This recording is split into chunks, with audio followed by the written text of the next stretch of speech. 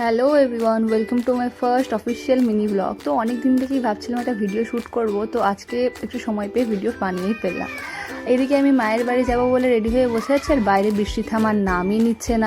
বৃষ্টিটা থামলেই বেরিয়ে পড়বো আর কি। আর এদিকে আমি তো খুব খুশি হচ্ছি বসে বসে মনে মনে যে মায়ের বাড়ি যাব। আর কথা বলতে বলতে এদিকে আপাতত বৃষ্টিটাও থেমেছে, তো চলো বেরিয়ে পড়ি। রাস্তায় চা চড়ো হাওয়া দিচ্ছে, মানে বৃষ্টি হওয়ার কারণে ওয়েদারটা এত সুন্দর। বৃষ্টির পর যে আকাশটা এত সুন্দর সাদা মেঘে ভরে গেছে যে বলার কোনো কথা নেই। আর এদিকে কথা বলতে বলতে আমি অলমোস্ট আমার বাড়ির কাছেই চলে এসেছি।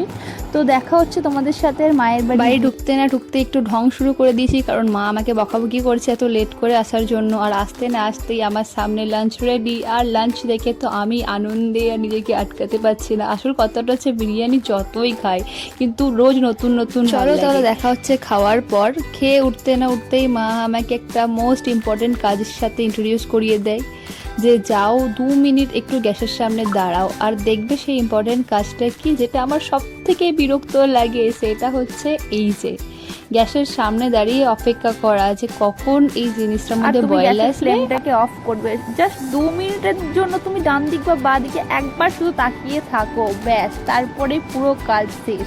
তো সেটাই আমার সাথে প্রত্যেকবারই হয়। তো আজকের জন্য ভিডিওটা, সবাই ভালো থেকো, সুস্থ থেকো, টাটা।